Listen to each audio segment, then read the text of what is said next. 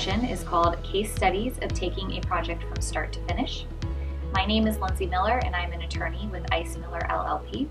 I am joined today by Dublin, Ohio City Manager Dana McDaniel and Ice Miller attorney Greg Dunn. Let's hear about the Dublin Project and specifically how you took that project from its start to its current state. Really, we were faced with a little bit of a crisis back in 1996 as a result of the Telecommunication Act that was pending, the breakup of the telecom industry, and the city of Dublin was really in a rapid growth path at the time, still are a little bit, but definitely back in those days in the late 90s. And we had just completed significant road improvements and right-of-way improvements adjacent to an office park, which was really our core office park at the time, where we had a lot of high-density phone and offices needing phone service and cable services. And who would have known back then that IT would have become, or that internet would have become what it is today, and the demand for broadband. And frankly, we didn't understand a lot about that, other than what we did understand at the time was that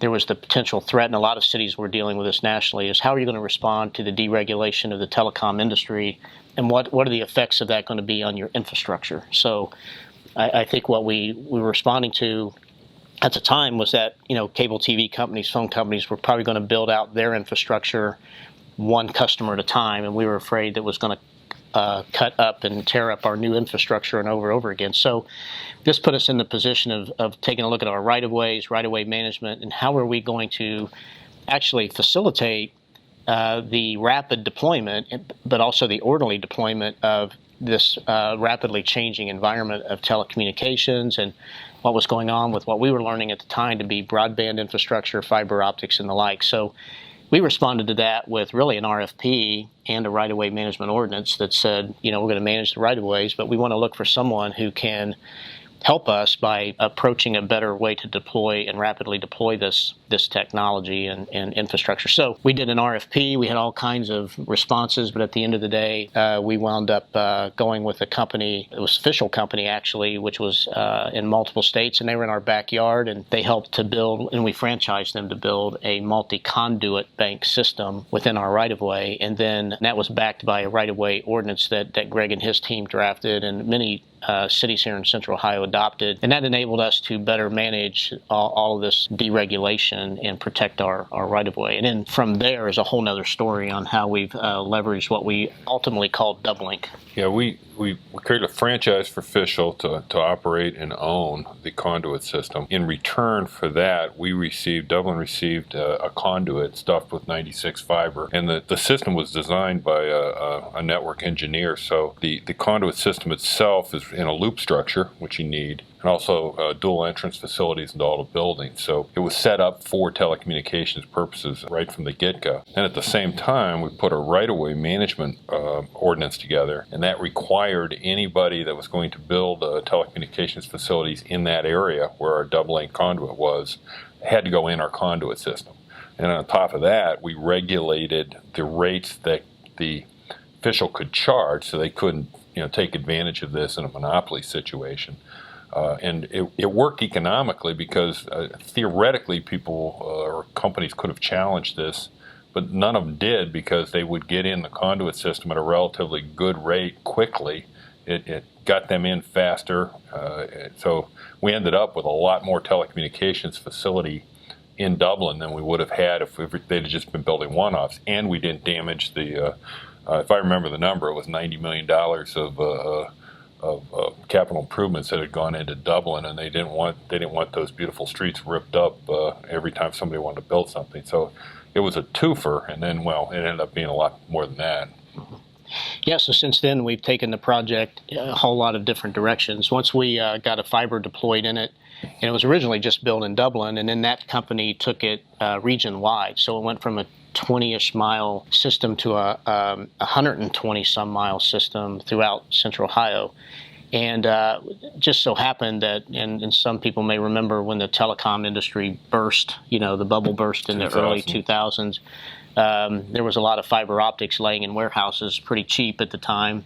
You could buy it for quarters on the dollar or something like that. So we wound up as a city building, actually populating that 120 plus miles of conduit throughout Central Ohio for about $3.2 million.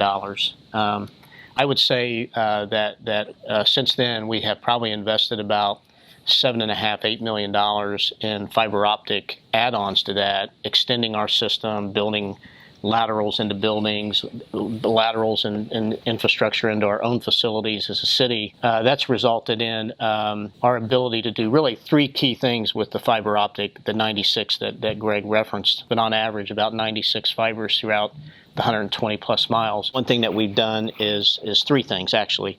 We have an institutional use of the fiber, which means we use it for public purpose only. The next thing we do is we lease dark fiber to providers who want to access it, and then we've leveraged it for economic development. So the return on investment over time really boils down to this. If we look at what we've saved ourselves in cost avoidance by hooking up our own facilities, running our own wide area network among our own facilities, how much leasing that we've done on dark fiber, plus economic development opportunities, we estimate, but I feel pretty good about this number, our $7.5–8 million numbers actually had a return of investment of over $40 million in new jobs, and in of course we're a very income tax based kind of a cities where the bulk of our revenues come from. So if you look at the economic development deals that we cut on that's been the return on investment. So it's been really significant for us. I mean, when we lease the fiber to competitive local exchange carriers, CLECs,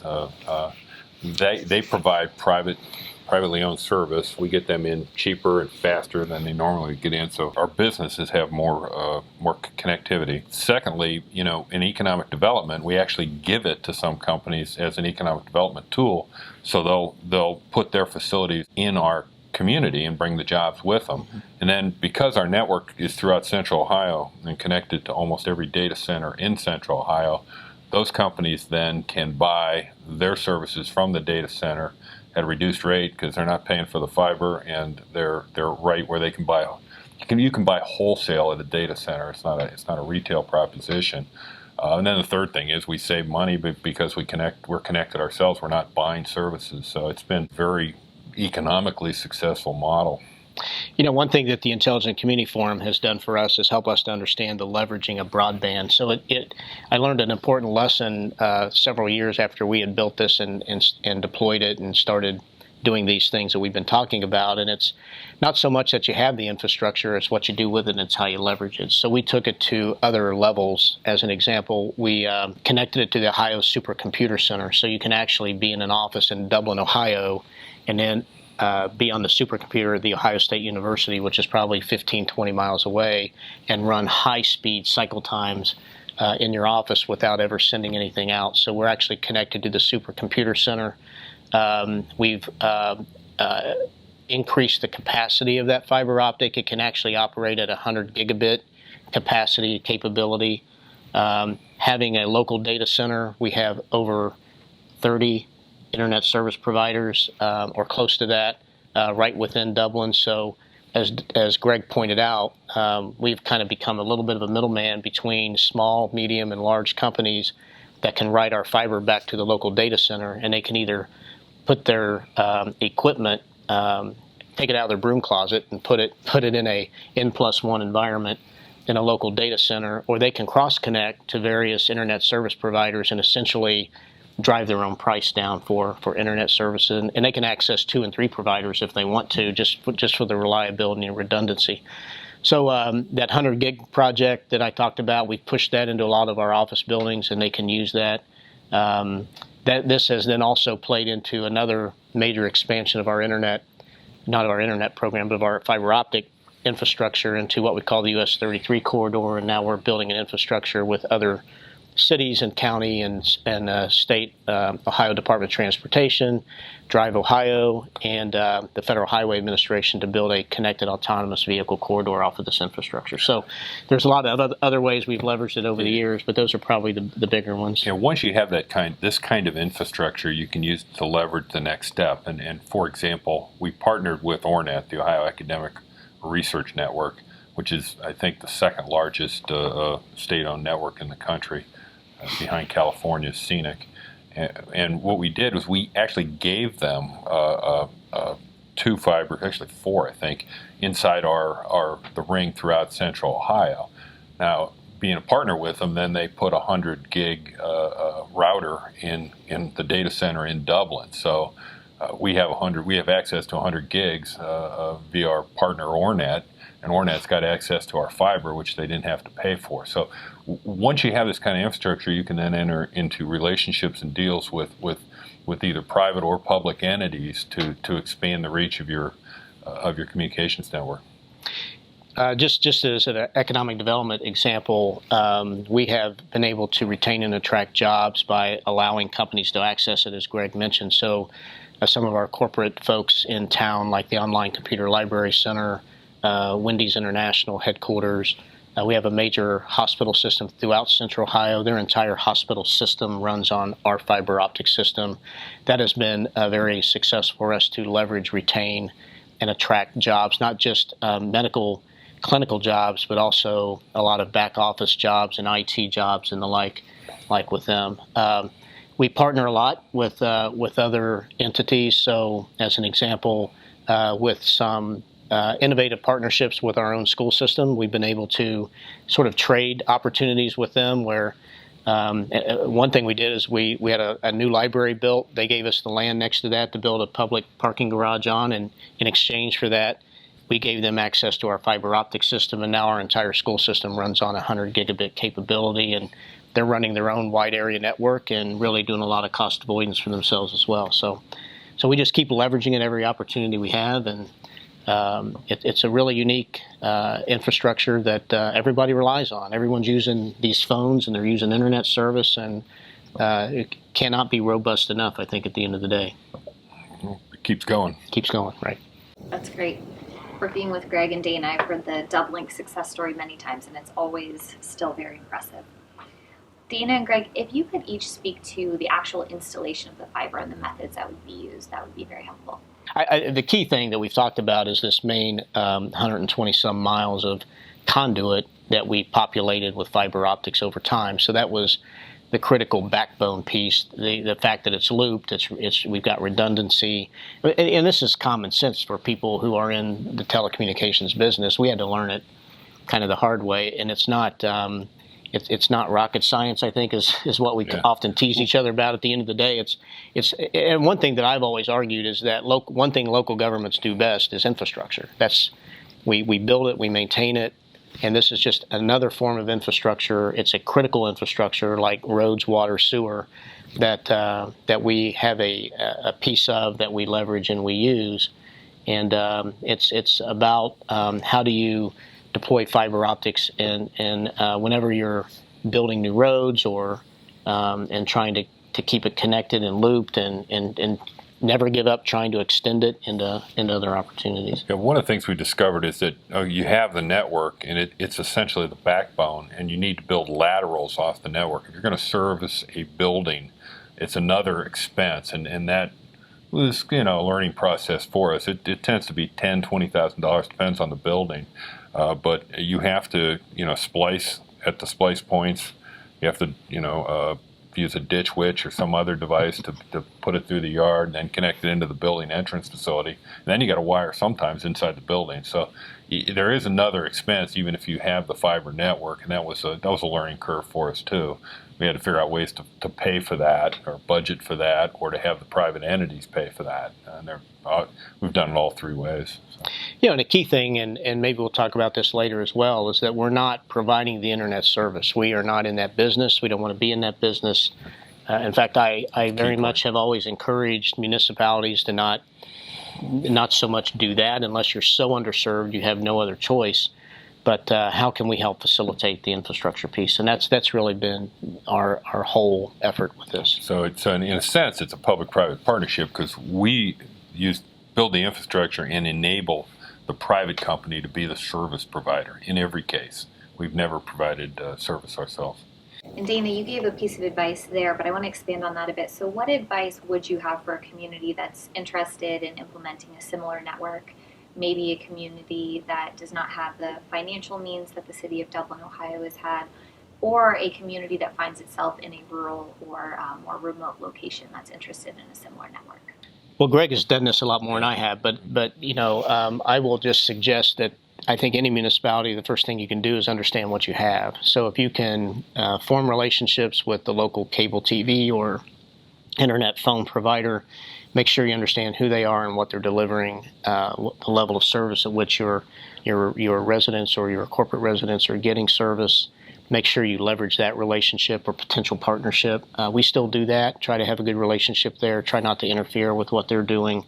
Try to be an enabler and supporter of that. And in addition, to do the things that we've talked about. So we kind of look at that as more gap filling than anything else. And then, again, partnerships we've talked about. How can you partner, be it with other municipalities or other government entities or with the industry to try to help fix your situation or make it better. But I always caution everyone to not rush into getting into this business or in this process unless you've really exhausted the other opportunities to work with others to do it first. And especially rural areas, it's more difficult, very obviously, because you don't have the density. When you're inventorying what you have, inventory your vertical assets too. That is, you probably have towers, maybe water towers, communications towers for the police network, and those can be leveraged by private companies to deliver wireless service in your more rural community. And that is an often overlooked asset. And I've seen very successful models where a county allows a private carrier to get on the vertical facilities for free or for very low cost, and that then allows them to provide service to more customers in that county. And has the City of Dublin ever considered a residential offering or perhaps a public Wi-Fi offering? What are the opportunities and challenges for these types of connectivity solutions? Well, first of all, we did foray into a Wi-Fi offering, similar to what we did with Dublink as a conduit fiber optic in the ground asset. We did a similar process after many cities had tried to get into Wi-Fi, and then sort of another round of this was there were a lot of Wi-Fi assets left unused. And we did another process where we went out the public bid and engaged companies about the idea of deploying Wi-Fi. We actually did deploy 24 square miles of Wi-Fi thereabouts throughout the city of Dublin at one point. That had some successes and it had some failures. And I think it was one of those where we didn't want to be too early in on that one, but we wound up being earlier in than we thought we would be. The technology did not sustain very well because it was an early technology. We were able to back it up mostly with our fiber optic system, but in order to deploy those kind of assets, off of those vertical assets that Greg was talking about, we had lots of those, so we were trying to leverage that.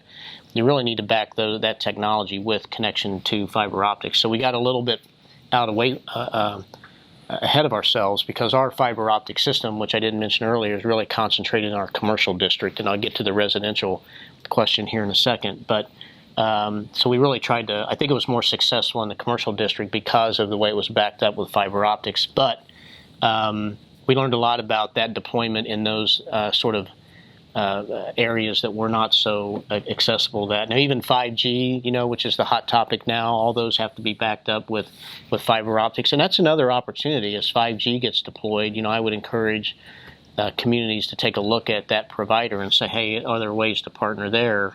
Because I know, what we've had some discussions with the industry that's looking at 5G in Dublin, and we know we'll probably be one of the latter communities to get 5G just because of our size, and we have some density, but not at the level of the bigger cities, obviously. But how can we leverage our backbone and what they're going to put in to maybe do some partnering on 5G? So when it comes to Wi-Fi, certainly we've had some lessons learned. I'm kind of glad we learned them because now we'll be better prepared going forward. For 5G, yeah. We were just a little early in the Wi-Fi. The equipment was not sustainable. A lot of the equipment failed regularly. We had the baseline fiber to do it, but the Wi-Fi gear wasn't quite the net. Didn't work the way it needed to work for it to be a sustainable project. Where it had value, though, for us, it did fill some voids in certain places of the city. It did provide another less expensive alternative and even a redundancy to some of our business community, particularly our small businesses. really tried to leverage it. So a lot of lessons learned there about how to fill gaps and things like that. And again, because it was a joint venture with a private company, the financial loss was not great because they had put a great deal of the investment in, not us. We brought the fiber to the table and bought access to it. We were an anchor tenant in the project. So again, we avoided taking all the risk ourselves, and when it didn't work as planned. And we got our fiber asset back. And the fiber asset, we never lost our fiber asset. We still have it. So residential, I guess. I'll let you do it. Oh yeah. Well, actually, our city council has stated a goal that they want us to explore, and we are, the idea of pushing our fiber optic resources out into our residential areas. Now, the reason for that is if you look at the future of work, what does that mean? More and more people are working out of their homes. They need just more capacity. And if you look at upload, download speeds, that's something you really take a look at as a community.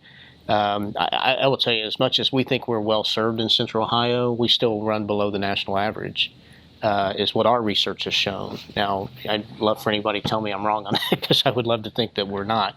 But we really don't think and we have multiple providers. I have neighborhoods that are served by 2 and 3 service providers, and we still feel we're running behind the speeds that we're getting. Now, I'm starting to hear more and more from my community about, they want more, they want better, and they want, they're worried about costs. And so that's something that we've not had a groundswell of before, but we're starting to hear that more and more. And we've actually monitored that through some of our surveying of our residents, and you can see that interest and concern growing a little bit. So when you look at the future of work and how you're going to address that, and the fact that we can provide infrastructure, how can we do that? I don't want to rush out. And there are communities who have done it and have done it fairly well, where they've had a gap in service or just have not had an appropriate service, and their community has demanded better. So they've gone out and got into the business of being the provider or the enabler of that service. We haven't had to get there yet because we're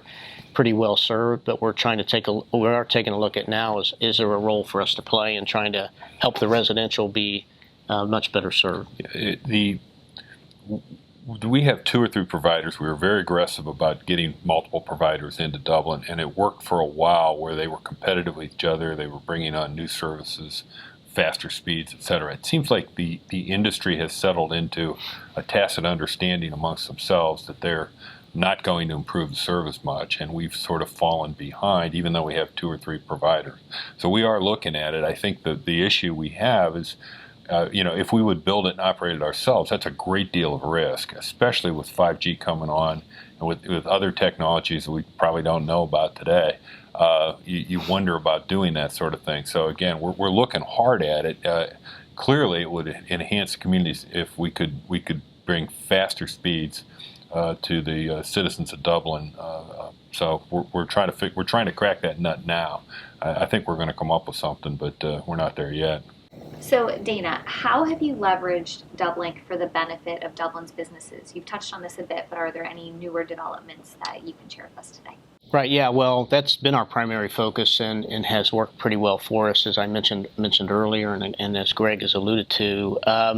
One particular project is what we call our 100 gig project, and that's where we were able to work with Ornet, and that was in an exchange where they wanted some fiber somewhere in our system outside of Dublin, and we were underutilizing that, so we traded that off, and in exchange for that, I got the funding to be able to put 100 gigabit capability, the servers and so forth, in the local data center. So as a result, we've got that capacity now. We can turn that fiber up, if you will, to operate up to 100 gigabit capability.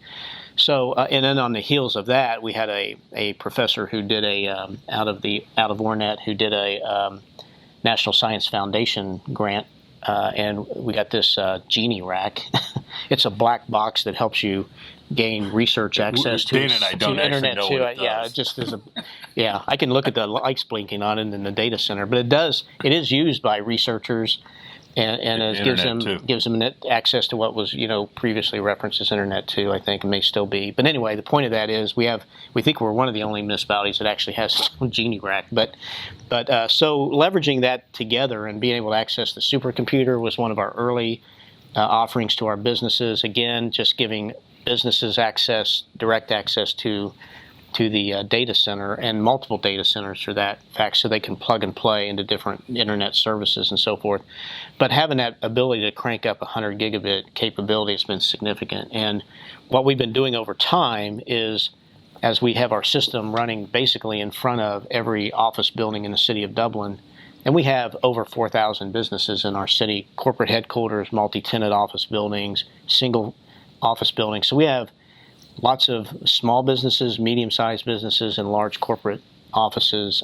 We've been able to figure out that over time we can actually push laterals into various buildings, and then put a router inside that building, and then have the tenant come to the router, and then we can transport them to the local data center, where then they can plug and play for internet service and access the 100 gigabit capability.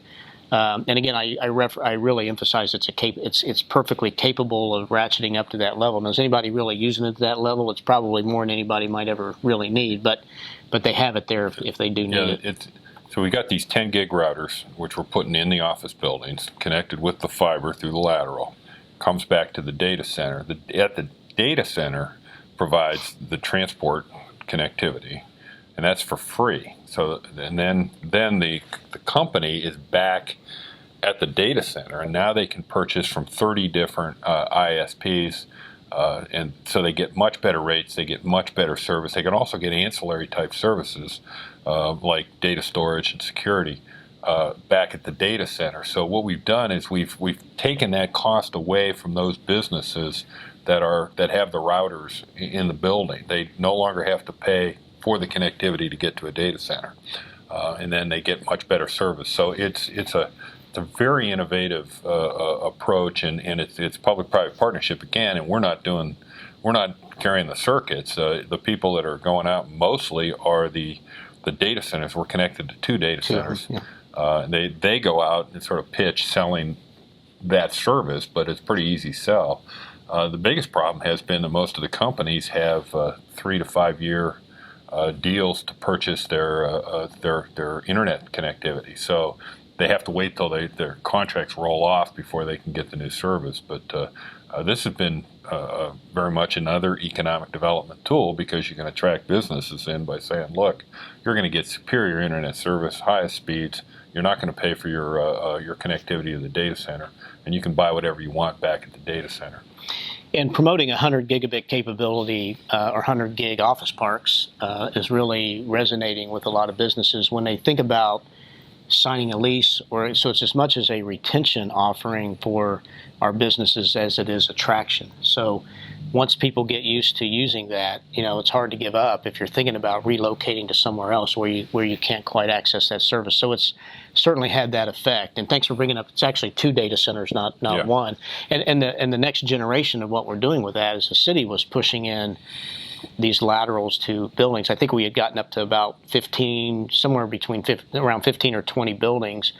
And actually the data centers came to us and said, wait a minute, we'll do that piece. So now they've taken on the lateral piece, and we're not having to do that with city funds to make that happen. So, and they're better at selling it, they're better at offering it than we are as a city. So it's just another economic development tool in the toolbox.